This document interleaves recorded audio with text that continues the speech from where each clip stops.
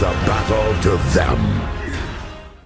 Siemano gracze Rise of Kingdoms, słuchajcie, dzisiaj w odcinku będzie o Gamocie. Ogólnie, kiedy wam nagrywałem ten filmik, była informacja taka, że no będzie ciężko tą Gamotę w ogóle ogarnąć i żeby była jakakolwiek możliwość, żeby gracze mogli skorzystać z powrotem ze swoich kont. Lecz po paru wymianach wiadomości z jednym z game czy supporterów na naszej grupie Creator Customers, czy content creator, jak to niektórzy nazywają oczywiście. Słuchajcie, była ogólnie taka sytuacja, że pisałem dość długo z Casey'em a propos tego, że ludzie mogą tracić dużo kont i tak dalej. Wiem, że nie tylko ja, bo też niektórzy youtuberzy też już się tam dopytywali, jak to można załatwić, bo oni mają problemy ze swoimi kontami. Ja się bardziej pytałem o znajomego, który miał problem z wersją Gamoty.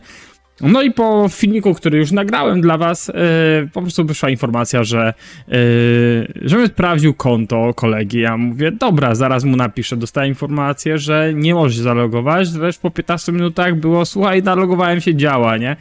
Oczywiście Case'owi podziękowałem, napisałem tam też na ogólnym. Wiem, że też niektórzy youtuberzy, których nie było już wtedy online, też tam podesłałem im informacje od Casey'a, żeby się mogli po prostu spróbować się zalogować, więc pewnie też już będą mogli grać na swoich kontach. Znieśli to chyba prawdopodobnie wykazanie numeru telefonu. Pytanie, na jak długo, czy to po prostu zostało tylko tak zrobione po prostu teraz, bo dużo ludzi też pisało pewnie w jakichś tam ticketach i od pierwszego mają problemy z zalogowaniem na Gamotę. No ale stwierdziłem, że nie będę wam kasował całkowicie odcinka dotyczącego tego Gamoty, żebyście też zrozumieli całą sytuację, o co chodziła. Więc to jest taki wstęp po intrze jest taki wstęp, czyli ten do filmu, który ogólnie się tyczy całej tej sytuacji z wersją Gamota Rise of Kingdoms.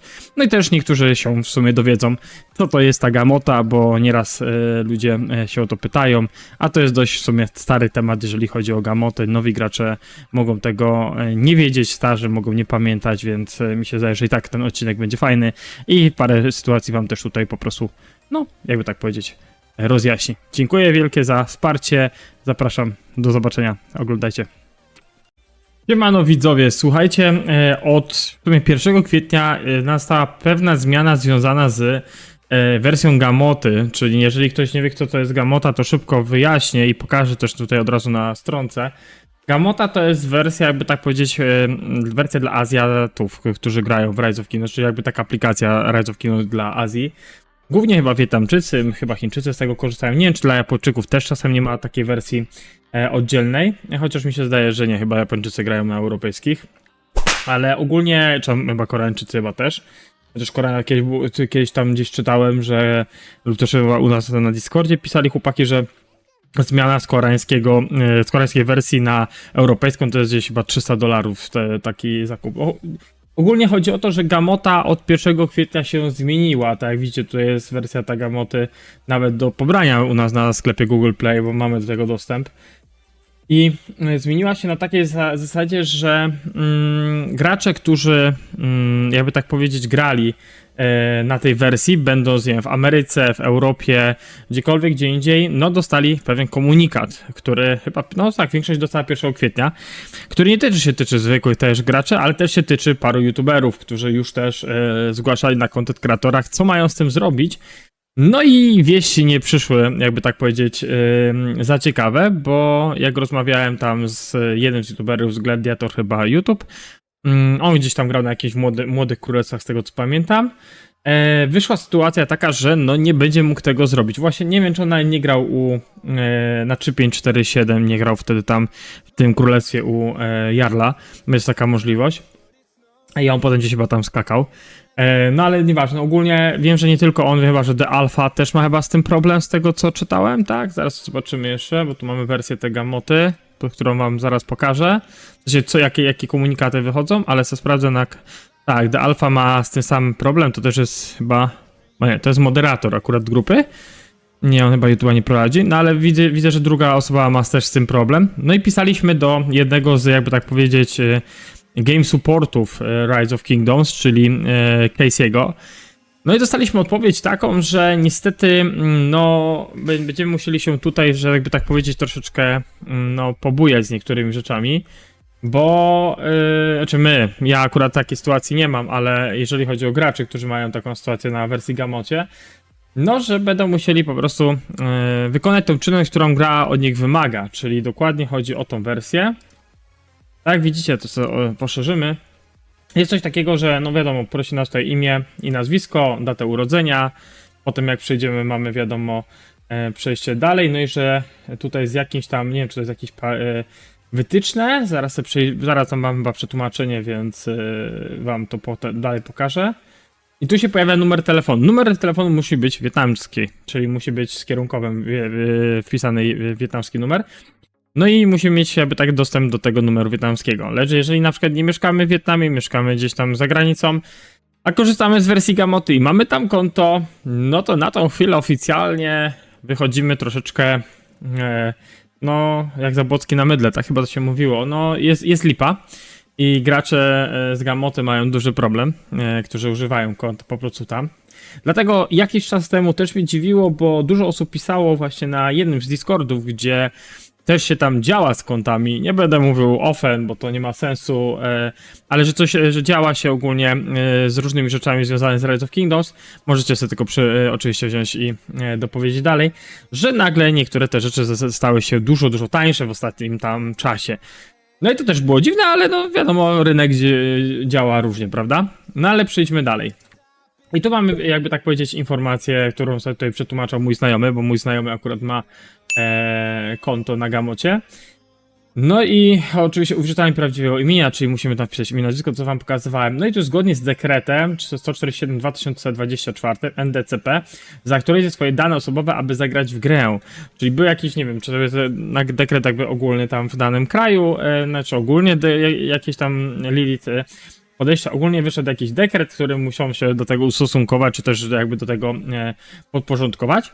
No i to jest jakby taka weryfikacja, mi się zdaje, konta w tym momencie, tak? No i w tym momencie musimy jakby tak powiedzieć wziąć i tutaj ten numer telefonu podać, żeby móc w ogóle się zalogować do tej wersji, bo nie ma opcji, żeby się do niej zalogować.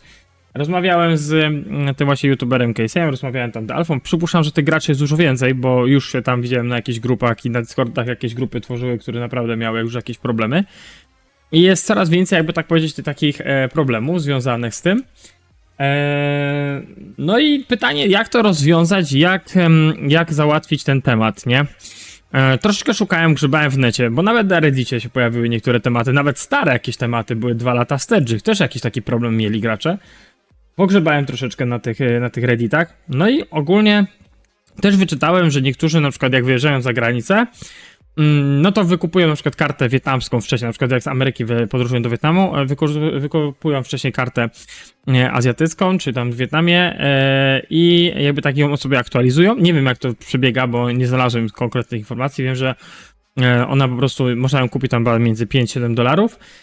I można ją, jakby tak powiedzieć, wykorzystywać na Wietnamie, ponieważ ponoć w Wietnamie jest dużo taniej korzystać z takiego numeru, jakby tak powiedzieć, i tam z ich pakietów, niż na przykład jakby wyjedziemy z naszego kraju, będziemy lecieć na roamingu. Nie wiem ile w tym jest prawdy, bo jakby tak powiedzieć, no nie mam tego potwierdzonego, tylko co tam ludzie pisali w necie. No i wtedy wiadomo, mamy ten numer i możemy go wiadomo sobie wykorzystać przy tym wersji Gamocie, możemy dalej grać. Tylko pytanie, jak to jest z tym, wiecie, jeżeli chodzi o aktualizację tej karty, czy trzeba to jakoś zarejestrować w danej sieci, tak jak jest wiadomo u nas w Polsce, że trzeba ją zarejestrować, dopiero wtedy możemy cokolwiek zrobić, tak? Nie wiem naprawdę jak to działa. Starałem się coś tam pogrzebać, lecz na razie żadnych takich konkretnych informacji nie było. Może wy będziecie wiedzieć, bo wiem, że dużo ludzi ma z tym problem i naprawdę się tutaj, no dużo ludzi potraciło konta.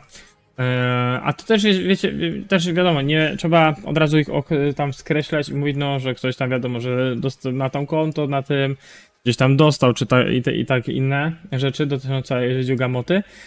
Bo wiem, że na przykład jak pamiętam, jak my zaczynaliśmy, była wersja beta Rise of Kingdoms i dostaliśmy tam dostęp. Ja pamiętam, dostałem linka wtedy przez właśnie jedną z Amerykanek, która tam tworzyła taką grupę do Roka.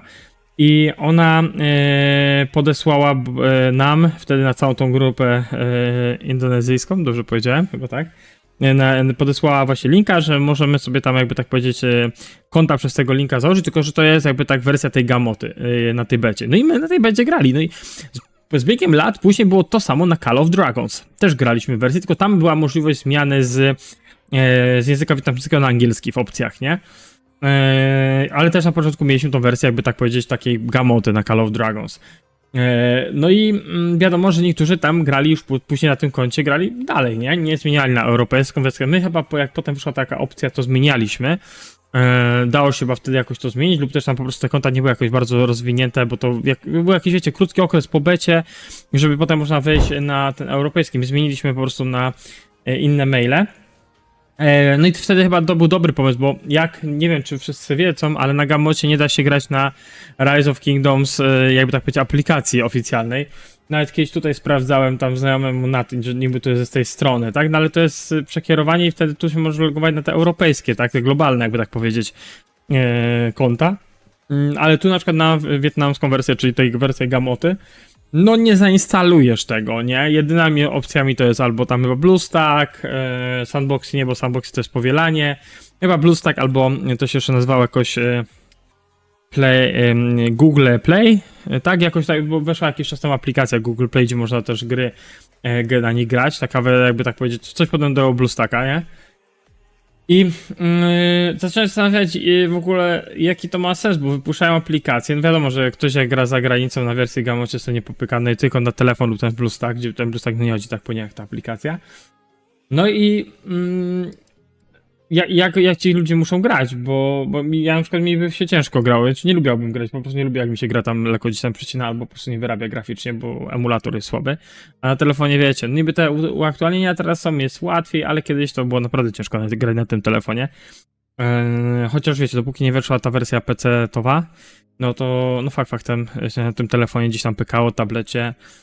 No i tego BlueStacka też się w jakiś sposób używałem, by nie mieliśmy jakby tak możliwości, ale później jak wyszła tylko wersja ta aplikacji na komputer, to już totalnie się inaczej grało, nie? No i w tym momencie teraz pytanie jest takie, czy Lili coś z tym zmieni? Tu nadchodzi odpowiedź od Casey'a, czyli od osoby, która mi odpisała na privie a propos tego, że w tym momencie, poczekajcie, tylko sobie to... Hey, about this use your Medionet, tak? Jakoś tu czasem tak się Medionet. In the support channel for now, we can only suggest you try to get a Vietnam phone number and clear the verification. Czyli no sugerują tutaj, żeby jedną opcją, żeby to jakoś w tym momencie naprawić, no to jest zakup jakby tak wietnamskiego numeru lub też wpisanie wietnamskiego numeru i jak wtedy wiadomo, przyjdzie nam kod, to zweryfikowanie i wtedy możemy grać. Pytanie, czy to jest rozwiązanie na chwilę, czy na jakiś dłuższy okres, czy co jakiś czas będzie trzeba to, jakby tak powiedzieć, nie weryfikować? Nie wiem. Nie wiem, jeżeli ktoś z was ma taki problem, to dawajcie info w komentarzach. Jeżeli macie jakieś tam tematy właśnie tego, to właśnie, że Gamota się nam wykrzaczyła i jest problem, no to jeżeli ktoś z was wpadł na pomysł i ma jakąś możliwość dotarcia do tego, jak tą kartę ogarnąć, żeby móc po prostu dalej grać na tej Gamocie, nie? Chociaż teraz jak widzę, co są Gamotą robią, to ja bym z jednej strony nie polecał graczom grać na Gamocie, no ale wiem, że kurczę potraciliście konta, jak i polscy, tak i angielscy tutaj, co oglądają tego YouTube'a, gracze, więc naprawdę szkoda, że tak Gamota, czy tak ogólnie się zrobiło. Nie wiem, czy tak mówię, nie wiem, czy to jest jakiś tam dekret, czy to po prostu jest dekret tam rządu wietnamskiego, bo to tak wygląda, jakby tam unik w kraju, tak po prostu było narzucona taka certyfikacja, powiedzmy, i sprawdzania po prostu, czy ktoś tam nie, wiecie, nie, coś tam na lewo nie robi w ich kraju. Nie wiem, to jest naprawdę dziwne. Szkoda mi tych graczy, bo dużo pewnie tam zainwestowali, dużo czasu, nie tylko pieniędzy i w tym momencie albo nie mają kont, albo muszą szukać czegoś nowego, albo muszą zaczynać zabawę od nowa w rok, albo w ogóle po prostu kończą grę, bo takie już rzeczy mnie też jakby do mnie dochodziły, więc no, co tu dużo mówić. Słabo. I ogólnie słabo, że wiecie, że oni tego na przykład wcześniej dali jakieś info, chyba, że było gdzieś info, nie wiem, może w Wietnamie, możliwe, no bo wiadomo, że to jest dekret tam danego kraju, to może po prostu poszło info tam, a inni tutaj nie wiedzieli, nie mieli takiej informacji. No ale no co tu dużo zrobić, no jest słabo pod tym względem i po prostu gracze, którzy mieszkają w innych krajach w tym momencie są w 4 literach. No bo wiecie, no nigdy nie było mówione, że granie może być na takiej zasadzie, że gdzieś wyjeżdżamy za granicę i sobie pykamy w Roka i zostajemy tam na stałe, ale mamy dalej tą wersję jakby z Wietnamu, przecież dużo ludzi migruje, więc w tym momencie nie wiem, może jest jakaś szansa, tak jak tam niby gdzieś tam dostałem info, że $300 za zmianę z Korei na globalne serwery. Nie wiem, czy coś takiego było kiedyś. Nie słyszałem nigdy o takim czymś, ale jeżeli coś takiego jest, może przy Gamocie też to zrobią. No ale pytanie, czy to jest warte $300 w tym momencie, czy te konta są tak warte, żeby to... No, ciekawe, ilu z was ma też ten problem. Do zobaczyska, trzymajcie się. Elo.